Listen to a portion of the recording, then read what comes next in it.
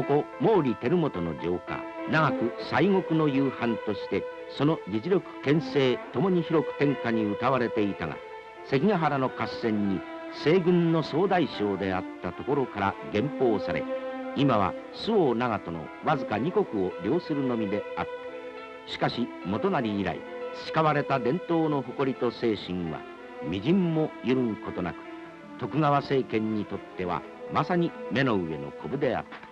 さあ、いよいよ毛利の領内へ入ったぞ。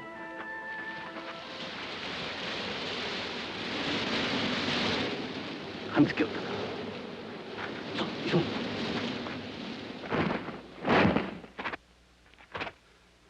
速水様の予想通りでございます。七兵衛め、暗にたがわずやってきたか。はい。小アッパともどもに。与えられた任務を遂行するためには、人間としての全てを捨て去るのを第一義とする忍者の掟を破り、情に走った裏切り者七兵衛と運天は是が非でも処刑し、同時に秀屋も抹殺せねばならん。特に秀屋はその死体をも完全に消せいと朝比奈様からの言命だ。すでに女性の伊賀者も相次いで潜入している。万に一つ抜かるではないぞ。して秋月六郎太は？秋月は芸州にて柳生十兵衛先生の太刀を浴び、谷底に転落した。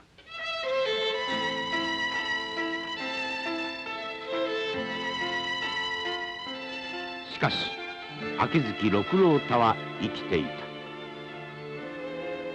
たびれたのかな。おぶってやろうか。ではもう少し急ごうぞ。どうした？何か気に入らぬことがあるのか？嘘つき？はあ、母親に会わせてやると言ったあの子だな。会わせてやる、会わせてやるとも。わしは決して嘘はつかん。いつじゃ？正直言ってそれはどうかわからんが、この通り一生懸命探しているではないか。どんなことがあっても約束はきっと果たす。わしを信じてくれ。あ。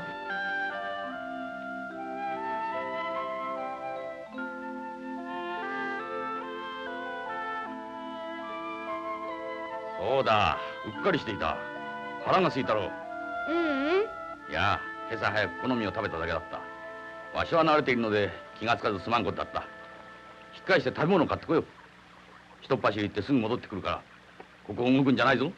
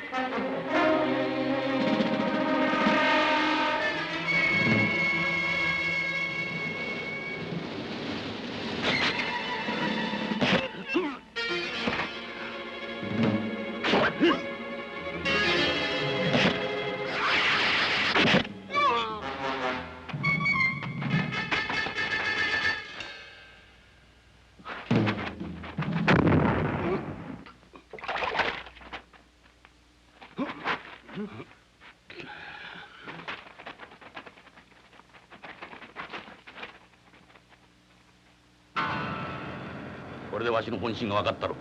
わしが駆けつけなかったら坊は今頃殺されていた。わしを信じるか？よし、やっと分かってくれたな。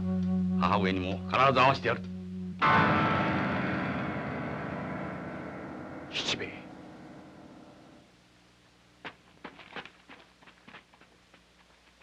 笹さん、わしの言った通りだ。やっぱり七兵衛はこの毛利藩にやってきた。そしてあそこで襲われた。同じ伊賀者にな。それじゃ若様もおそらく一緒だろう。笹さん、心配することはない。七兵衛はやられちょらん。ということは若様も無事だ。あいつにとっちゃ若様は命よりも大切なんだ。本当ですか？七兵衛の腕はこの運転がよう知っている。その上叩き殺しても死なぬ執念の鬼だからな。笹さん、行こう。まごまごしてると今度はわしらが狙われる。考えてみると妙な話だ。俺も七兵衛も同じ朝比奈に雇われて今じゃ二人とも裏切り者として命を狙われている。そのくせ俺と七兵衛は敵と味方で、会えばお互いに殺し合いしなければならない。まったくもって妙しきりな話だ。運転さん、姫宮様はご無事でしょうか？それ言われると困るんだ。つまり言ってご無事だとは保証しかねる。かといってご無事でないという根拠もまた何一つないんだ。笹坂さん、元気を出すんだ。若様はこの毛利藩にいることは分かったんだ。一刻も早く七兵衛の手から若様を取り戻すんだ。はい。さあ行こう。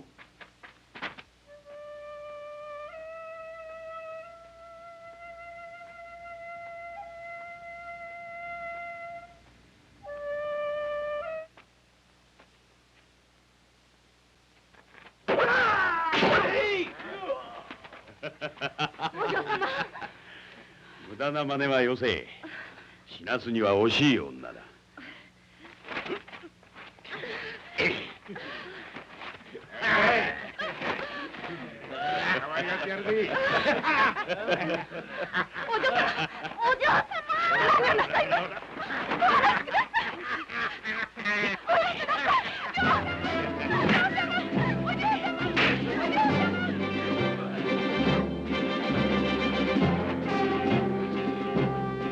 何だ貴様。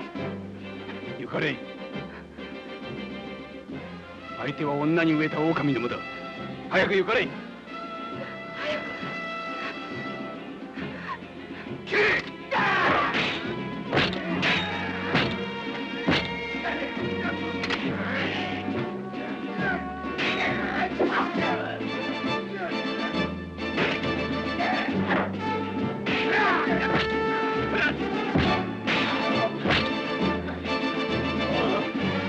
改めて警察。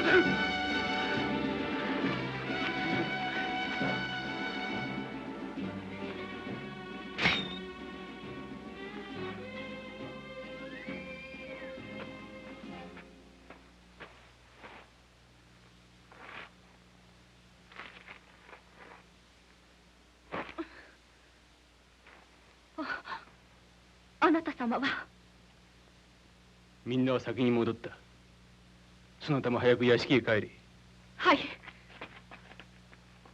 あなた様のお名前は？名前などどうでもよい。でもお嬢様はご当家ご家老木村頼母様のご息女あずさ様でございます。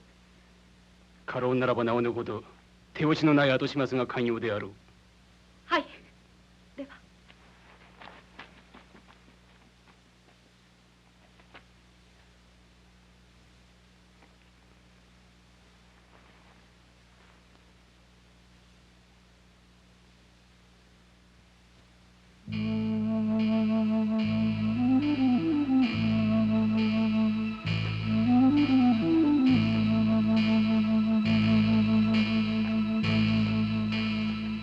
と言いながら見事な剣さばき、目を見張る思いで拝見つかまつった。お待ちください。未熟ながら剣の道を志す者としてぶしつけや承知の上で声をかけずにはいられなくなりました。あ、申し遅れましたが、拙者荒木牛之助と申す者、宝蔵院院永先生の門に入り槍を学んでおりましたが、考えるところあって剣の道を志し、思い切って槍を捨て剣の奥義を極めたいと即刻旅立ち申した。いや剣の奥義を極めるなどまこと苔の一年口はばったい言葉でござる。無礼な。拙者一人に喋らせてその方物一つ言わぬ所存か。燃え上がった苔の一年と自ら口になさるお手前に何を言えと申される。いやいや、まず貴殿の流儀を聞きたい。せっかくの尋ねながら全くの我流。流儀などない。我流では剣の死はおらんとおっしゃるので。おらん。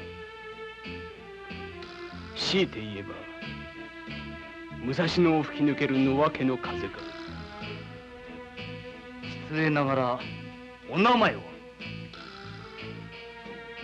秋月六郎太。秋月六郎太殿。おお、秋月殿。今一つお聞きしたい。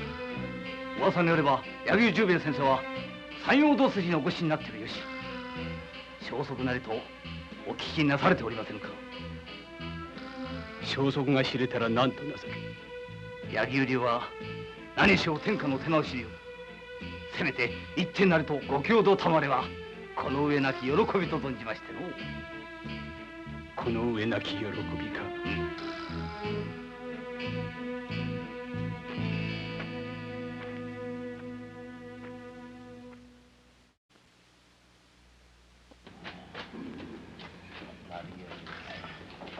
お待ちどうさま。女をからかうのもいいが、相手構わずはまずい。申し訳ござらん。しかしまさかあれほど腕の立つやつだとは思いませんでした。我らの前途には大目的がある。守備を果たすまでは軽率な行動は現に慎まねばならん。十分承知しております。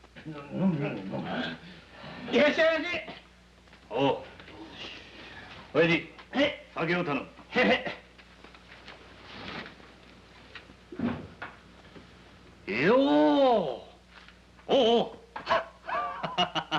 昼間したたか痛い目に遭わされた御仁ですな。何？いや相手は強すぎた。しかしいい薬になったであろう。上には上があるということは身にしみて分かっただけでも無駄にはならぬの。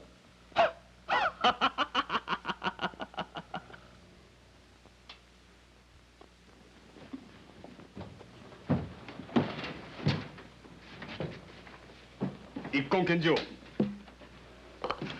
まんざら縁のない御仁ではないそうだ。いただきましょう。酒と立ち会いの誘いにはいつ何時たりとも断らぬことにしておる。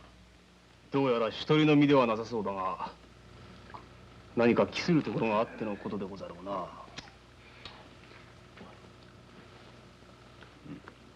もちろん今は一介の浪人者、荒き牛のすげすぎぬが、いずれは大望成就を果たしてみせる。親父、ここの腕。あえて旧士官先のことをお聞きせぬが、荒木牛、我らと同志の地位を結ばぬか。同志の地位？お隠しあるな。我らも貴殿と同じように大望を念願する者、一人よりは二人、10人よりは100人、手を携えてことに当たろう。ことというと？申すまでもない。天下を再び豊臣家の手中に収めるのだ。はっきり申し上げる。我らは関ヶ原で血流を飲んだ石田三成家の家臣。何としても殿の恨みを晴らすべく決起の機を伺っているんだ。全国に散っている豊臣家再興を念願する数千数万の同志を救護すべく、ここ毛利家を根城として着実に手を押し続けている。荒木牛、ご存念のほど受けたまわりたい。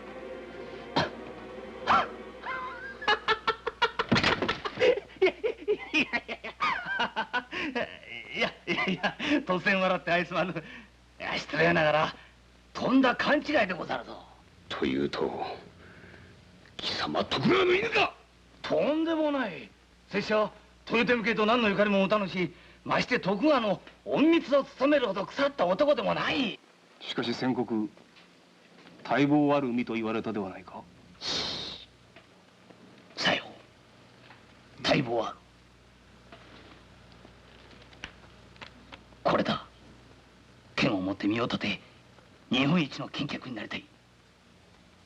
さあ今度はお主たちの番だ。遠慮なく笑ってください。いやせっかく酒を頂戴したのに話が噛み合わずに誠に残念でござった。お気遣いなさるな。ただいまの話、右の耳より左の耳に通り抜けて拙者何も覚えておらん。ごめん。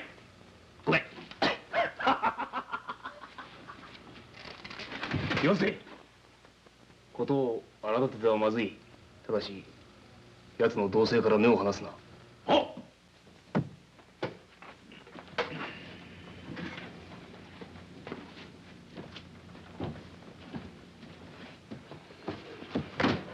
ところで秀頼公のご意地秀康様が周防に向かわれたという情報はまことでございましょうか？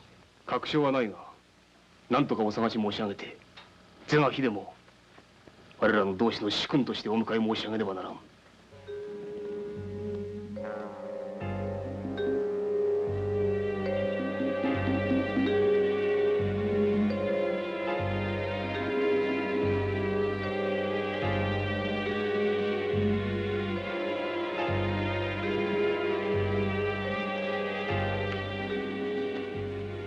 そこなごじい、拙者の今夜泊まるところはついこの先の長州屋だ。西条殿にこう伝えてもらいたい。ここ一両日滞在する。目的は待ち人。竜は宣告申した通り待望を果たしたいがためだ。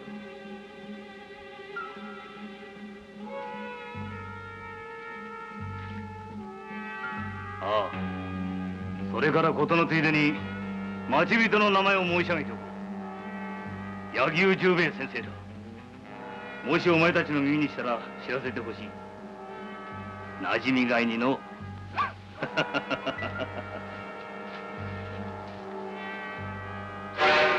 何やったの？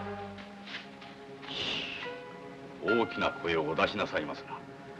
あなた様たちの味方でございます。何？味方だと？さよう。しかもまたとない手土産を差し上げる男でございます。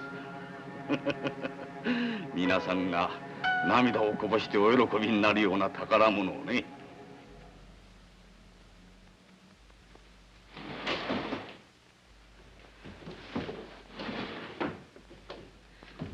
若様のこと何か？だがわしの見込みに間違いはない。これだけは確かだ。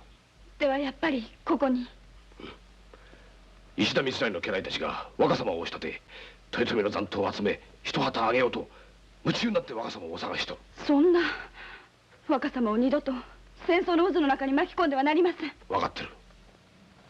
しかし七兵衛のやつがあいつらと手を組むと厄介なことになるぞ。いや七兵衛のことだ。やりかねん。だからそうなる前に若様を。それも分かってる。なんとかせにはなんとかな。以前からどんなことでも七兵衛には引け取らなかったが、たった一つ隠れということはこれは勝てなかった。それが今こんなことになろうとは。さつかさん許してくれ。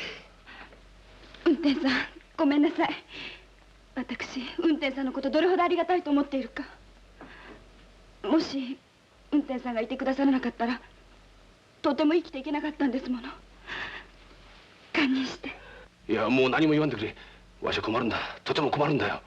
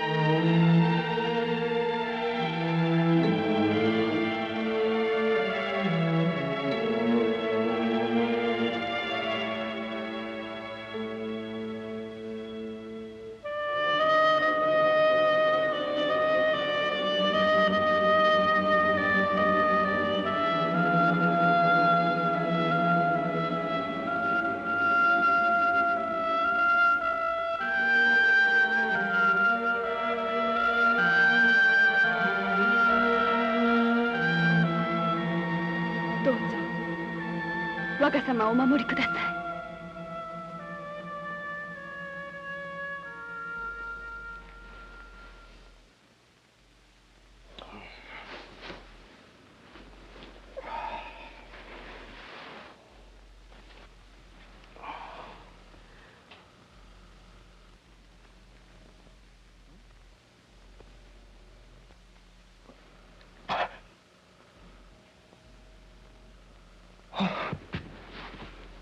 いかいか忍者として修行が足らん。あた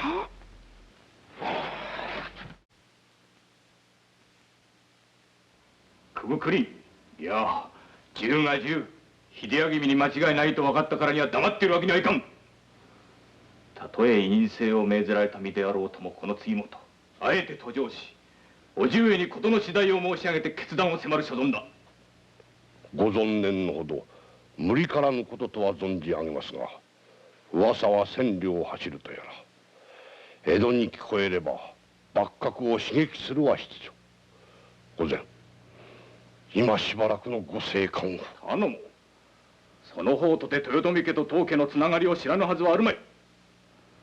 たとえ元宝の冷たい仕打ちを受けたりとはいえ、いやそのような仕打ちを受けたればこそ毛利家は目視できんのだ。御前、木村頼も必正のお願いでございます。ほんの一両日のご辛抱、伏してお願いを申し上げます。一両日？その間に何とする所存だ。まずもってそれがし秀明とお目通りをつかまつり、海沿いの者たちともあって一憂を確かめたいと存じます。意中？意中は聞くまでもなかろう。はい。しかし何にしても秀明はまだがんぜないお子様、申すもはばかりあることながら、万一海沿いの者たちの邪心に操られるようなことがあれば、当藩の行為もむしろ仇となる結果を招く恐れなきにしもあらず、慎重の上にもご慎重にと。慎重か。相変わらずよの頼む。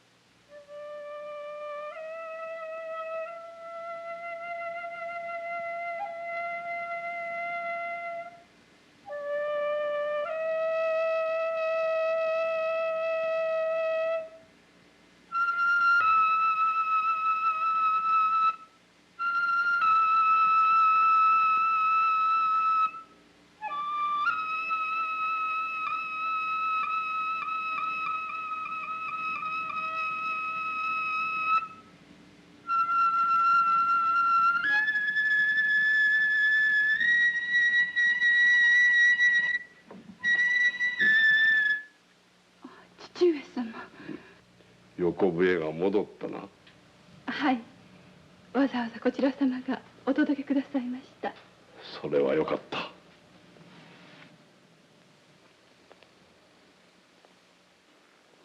あの時お助けくださいましたのもこちら様でございます。おお、それは重ね重ねかたじけない。どうやら旅のお方とお見受けをするが、いずれへ参られるな。当てはありません。ただ人のいないところを求めて気ままに歩いております。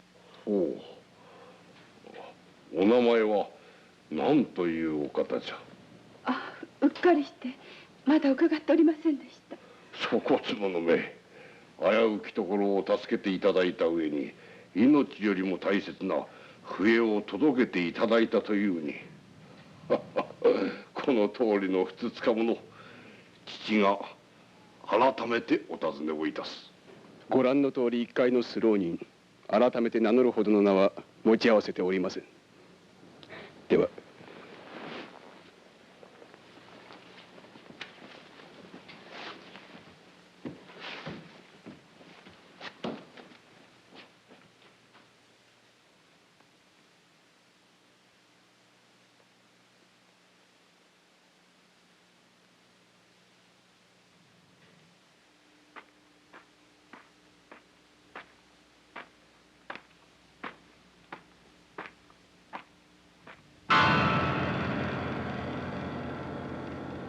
秋月六郎だ。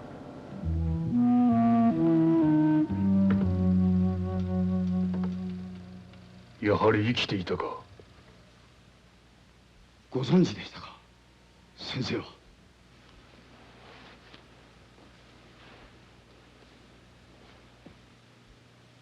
あの不気味なまでの才を見せる秋月六郎との剣は想像に絶する生命力を思わせるに十分であった。早見、何とする所存だ。秋月と決まった以上猶予はなりません。一同ももし本人ならば塚原殿有川の怨念を晴らすんだと言い切り立っております。早速今宵にも毛利藩の城下で公儀の者が人情沙汰を起こすのは好ましくない。秋月はこれまでに一箇所に長く足を止めた例はなかった。おそらくこの度も間もなく立つであろう。その時を待つのだ。しかし武蔵さん、この十兵衛の申すことが聞けんのか。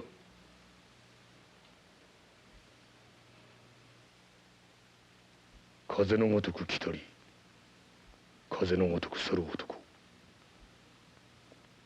目を離してはならん。先生、荒木牛之助と申すやつ、ぜひ先生にお目にかかりたいと玄関先に座り込み追っ払おうといたしましたが、意外に腕が立ち手に負いませぬ。いかがいたしましょう。だらしのない。身どもは行ってつまみ出してやる。待て、会ってやる。先生、いいから連れてこい。おう、先生も物好きな。多少腕が立つからといってたかが田舎兵庫者天下の柳生家の御曹司の座敷へ上げるなんて全くどうかと思うぞ。言うことはそれだけだ。帰れ。帰りません。何度言ったらわかるのだ。柳生は将軍家お手直し役をあい務めている。したがって一般よりの門弟は一切取らんのが決まりだ。先生も何度申し上げたらお分かりいただけますか。この荒木牛之助、お許しが出るまでは死んでもこの場は去りませぬ。いや、たとえ殺されても動かぬ所存でございます。ではいつまでも動かぬがよかろう。足が腐りましょうと。たわけ、いつまでここに滞在すると思っている。存じませぬ。先生がお立ち遊ばす時はついてまいります。たとえから天竺へでも。執念深い男だ。執念の鬼と言っていただきと存じます。ならば人一人切るか。切ります。門弟に加えてくださると約束を賜れば即座に。相手は手強いぞ。望むところでございます。ところで相手はどこの何者でございますか。居所は早見なる門弟が存じておる。名は秋月六郎だ。秋月六郎だ。知っているらしいな。はい、確かに手強い相手でございます。強いてとは言わぬ。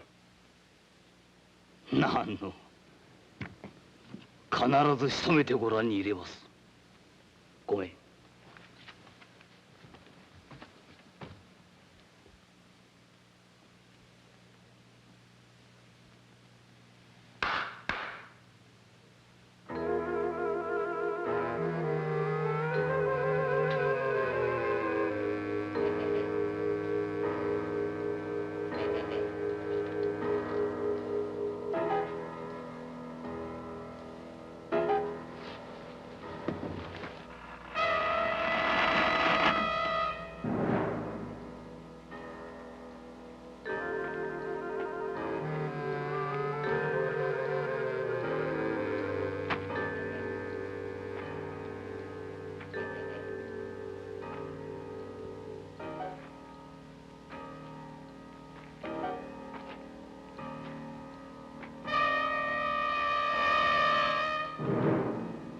来るのがお主だとは思わなかった。先日来内心お手合わせを願いたいと存じておったが、思わぬ機会が到来しそこもとを切ることになった。十兵衛に買われたのか。何の、十兵衛先生の門弟に加えていただくために笑ったな。憐憫の笑いと知ることだ。何？せっかくだがお主の望みは果たせん。問答無用。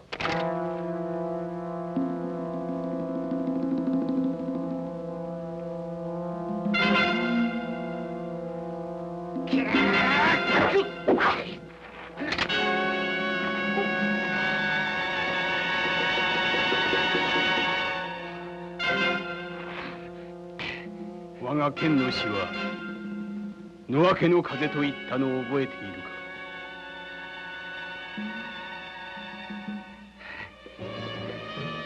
風は金にするまで動かん。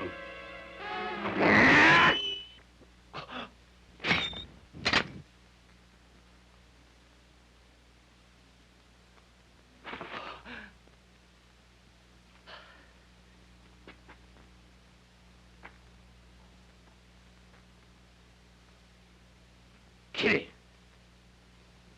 なぜ切らぬ？切りたくないからだ。おたくな。今夜は見事に負けた。だがこの次は必ず切る。お主がどう思うと俺はお主を切らずにおかぬ。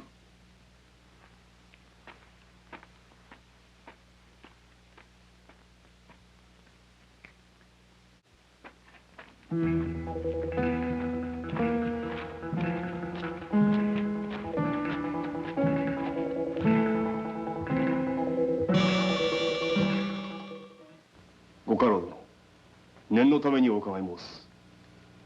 そこもとよもや若君に対し立て祭り、ご疑念をお持ちになっているのではござるまいな。とんでもござらん。御身に備わったご貴賓、さらにはそのお顔に亡き秀頼公の面影がはっきりと漂っておいででございます。しからばそれがしの申し入れを。いや、その件につきましては今しばらくのご猶予をいただきたく。猶予？何のためにでござるな。ことは重大かつはまた当藩にとりましては不沈に関わる大事。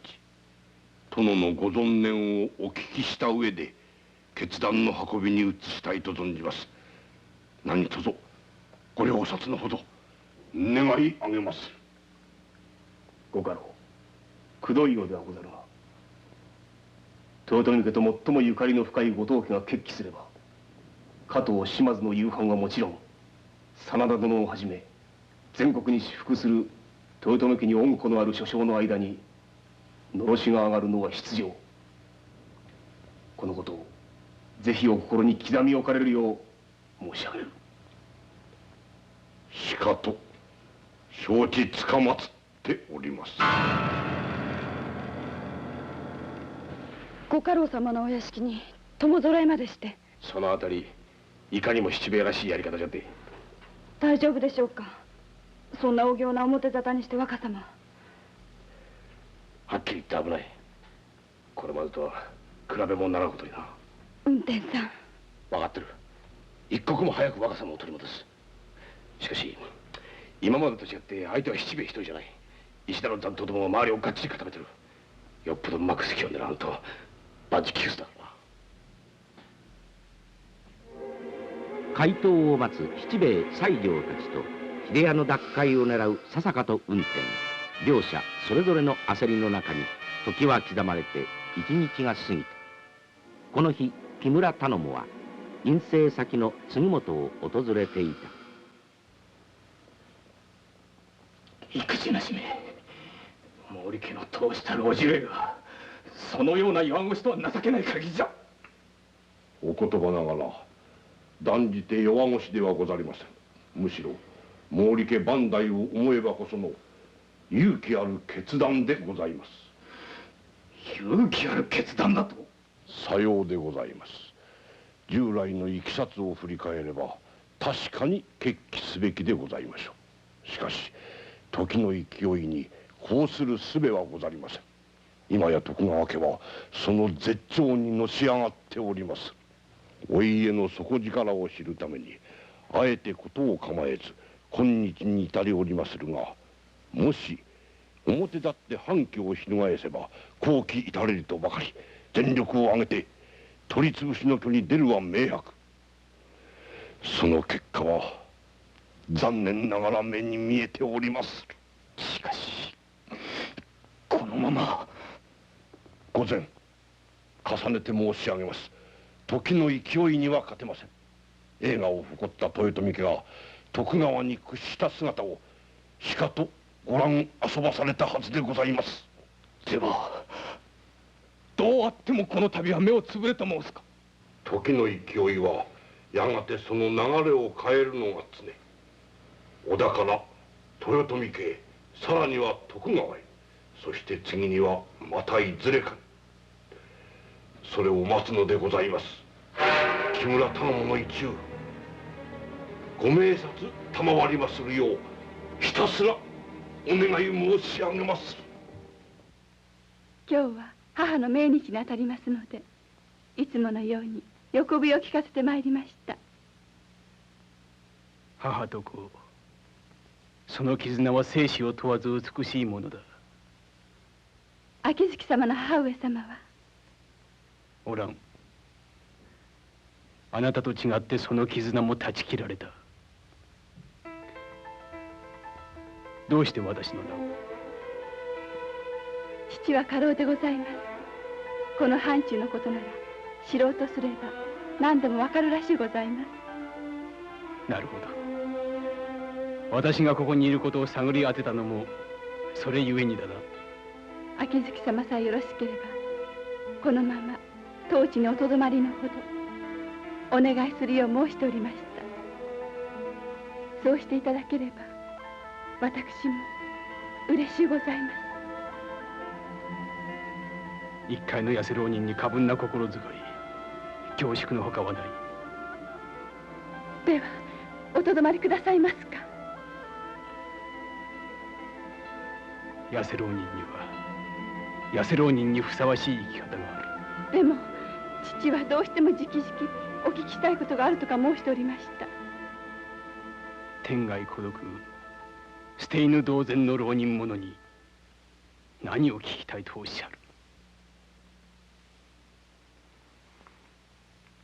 木村頼母の言うことなら稲屋は言うまいとおっしゃったではございませんか。こうなったら照本公と膝詰めで談判するより他ありますまい。そうだそうだ殿、そうだそうだそうだそうだ。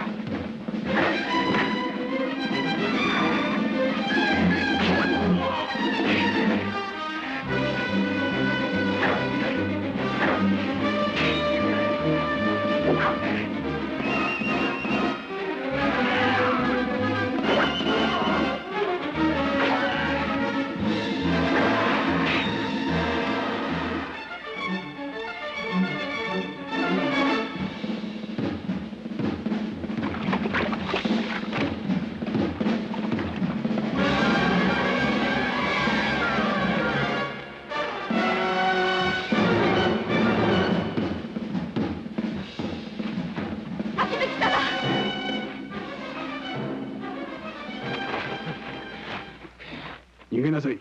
早く。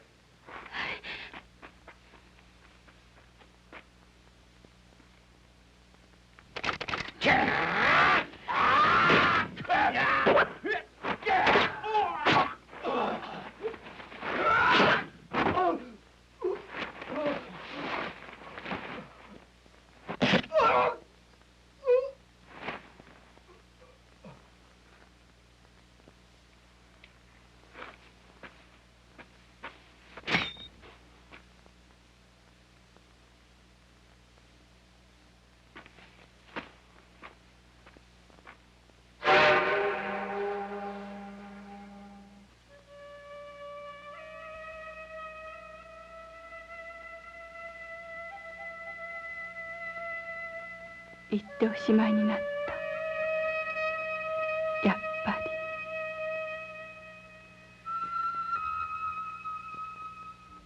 若様、もう大丈夫でございますよ。運転様はきっとお逃げになりましたよ。伊賀者は殺されても死なぬものだといつもそう言って威張っておいででしたから。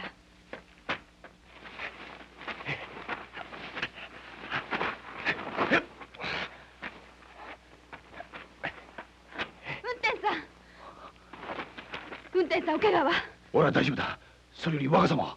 それが追われてるうちに見失ってしまって。何？でも運転さんが落ち合う場所を知っているのではないかと。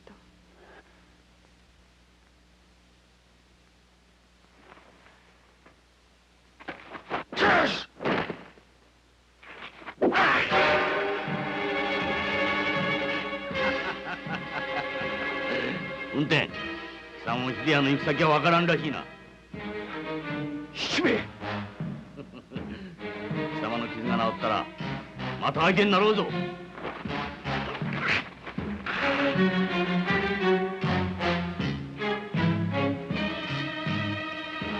またも豊臣の維持をめぐる渦は激しく逆巻き波だった。その渦巻きを恐るべき剣の鞘に切り払って秋月六郎太はどこへ行く。カドラバヤ一人二人連れ立つ運命峠。